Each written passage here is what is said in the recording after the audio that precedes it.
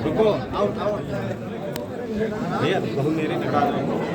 ये न्यूज 18 पे तरी दबाओ, मुंह नहीं दिखाता है।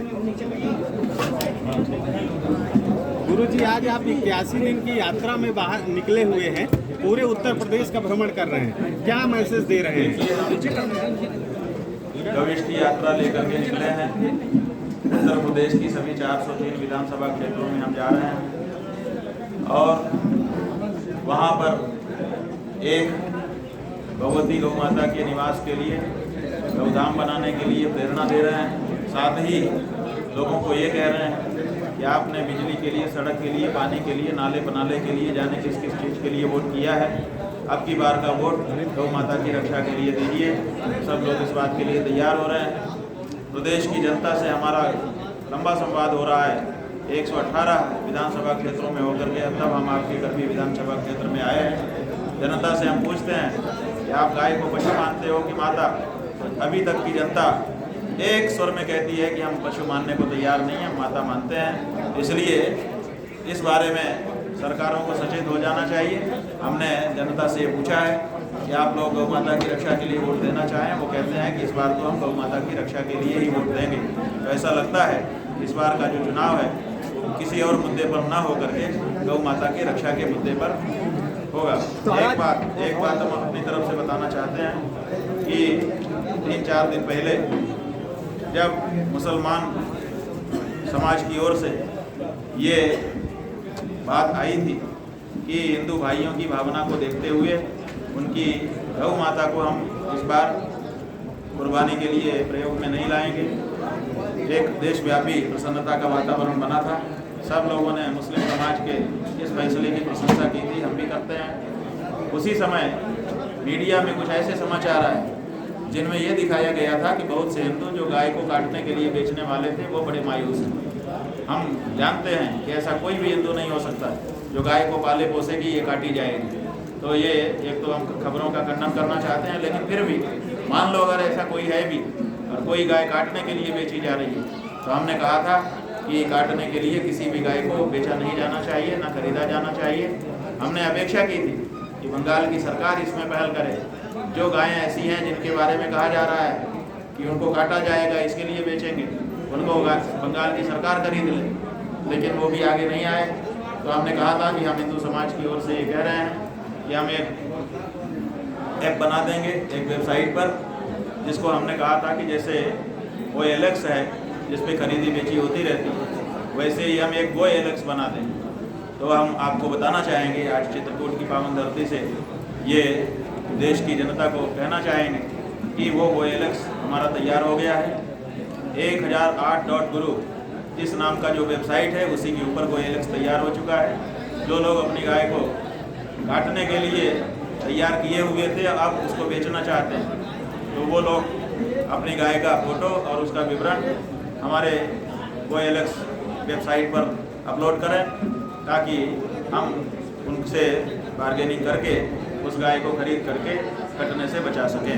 महाराज जी, सरकार कहती है कि अब भारत में राम राज्य लागू है, बावजूद इसके जनपद चित्रकूट तो भगवान राम की तपोभूमि है, गाँवों की हत्या हो रही है, इसके बारे में क्या? देखो भैया, अभी तक तो हम यही सोचते थे योगी आदित्यनाथ का राज है, वो गोरक्ष पीठ के महंत हैं, गिरुआ कपड़ा पहनते हैं, उनके राज्य में एक ऐसे हो रहा है। अब आप राम राज्य का नाम, भगवान राम को तो कम से कम इसमें मतलब राम के राज्य में गौ हत्या हो सकती है?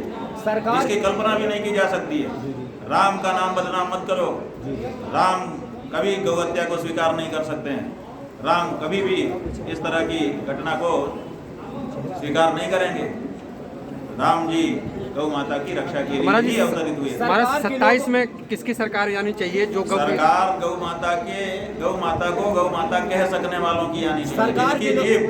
जिनकी जीव गौ माता को माता कहने में लड़खड़ा रही है, उनको धक्का मारा जाना है। महाराज जी, अंतर्यामी है, आपको क्या लगता है किसकी सरकार आनी चाहिए? अंतर्यामी है, लेकिन समय से पहले कहने का हमारा वो नहीं है। सरकार के लोग बोल रहे हैं नहीं है।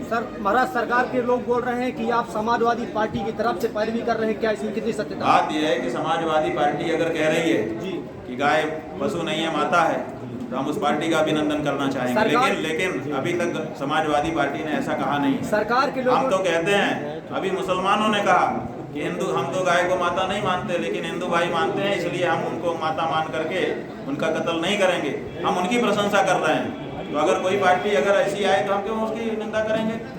आए तो कोई अभी तक नहीं आई है कोई पार्टी। बहुत से शेल्टर साधु होम महात्मा सरकार की पैरवी करते हैं, लेकिन आपने आज तक सरकार की दहलीज पर घुटने नहीं टेके, ऐसा कारण क्या है आपका? बात यह है कि कुछ लोग स्वभाव से सत्ता के पक्ष में होते हैं और कुछ लोग स्वभाव से सत्य के पक्ष में होते हैं। अब हम स्वभाव से सत्य के पक्ष में हैं, स्वभाव है, इसमें कोई कारण थोड़े है, स्वभाव होता है, स्वभाव से। राजी बंगाल सरकार ने जो है बूढ़ी जगत गुरु राम भद्राचार्य महाराज आपको शंकराचार्य ही नहीं मानते, कई बार उन्होंने ऐसा बयान दिया, तो इसमें क्या कहेंगे? इससे क्या हो गया? इससे हम शंकराचार्य रह गए कि नहीं रह गए, ये बताओ। जब उन्होंने कई बार ये बात कह दी, उसके बाद भी हिंदू जनता क्यों नहीं मान रही है? इसका मतलब कि उनका बोला हुआ व्यर्थ जा रहा है। ऐसा किसी भी आचार्य को ऐसा वाक्य नहीं बोलना चाहिए जो व्यर्थ हो जाए, अमोघ वाक्य होना चाहिए। एक बार अगर बोल दिया तो सत्य होना चाहिए। आप कहते हैं जिनका नाम लेकर के वो बार बार बोल रहे हैं, उसके बाद भी जनता कह रही है कि जगत गुरु शंकराचार्य जी की जय हो, तो इसका मतलब कि उनको तो बहुत बड़ा थप्पड़ पड़ रहा है। सोचना चाहिए, उनको विचार करना चाहिए। ऐसी बात क्यों बोलो जो खाली चली जाए? आप अपने आप को जगत गुरु कहो और जगत गुरु का अपमान करवाओ, ये मत करो। आप वही बात बोलो जो आगे चल के समाज में स्थापित हो सके। इसी में आपकी गरिमा महिमा है, इसी में आपका सम्मान है। गुरुजी, सरकारें आती हैं, हिंदुत्व के एजेंडे पे आती हैं, सनातन की बात करती हैं, और जो गौ राष्ट्रमाता घोषित करने की आप बात कर रहे हैं, आखिर अभी तक ऐसा क्यों नहीं हुआ और क्या लगता है कौन दल ऐसा करेगा? बात यह है कि सरकारें, इसीलिए तो कालनेमी की सरकारें हमने कही, क्योंकि वो कहती कुछ है और करती कुछ है। ये अंदर कुछ बाहर कुछ, ये निशाचर का लक्षण है। और जहाँ तक आपने कहा कि अभी तक उनको क्या समस्या है, तो देखिए हम लोग तो अनुमान ही लगा सकते हैं, असली बात तो वही बताएंगे, लेकिन अनुमान लगाने वालों ने लगा करके ये बताया है कि उजड़ खानों से जो चंदा बड़े पैमाने पर मिल रहा है, इसी के कारण वो ये नहीं कर पा रहे। महाराज जी, इस समय रोज पेट्रोल बढ़ रहे हैं, उधर प्रधानमंत्री नरेंद्र मोदी लोगों से अपील कर रहे हैं कि अपने काफिलों में जो है थोड़ा सा कमी लाएं, और महंगाई को लेकर महाराज जी क्या? हो गया, प्रश्न पूरा हो गया। बात यह है कि जो उपदेशक है ना, उपदेशक को पहले स्वयं उस चीज का स्वीकार करना पड़ता है, तब जाकर के उपदेश किया जा सकता है।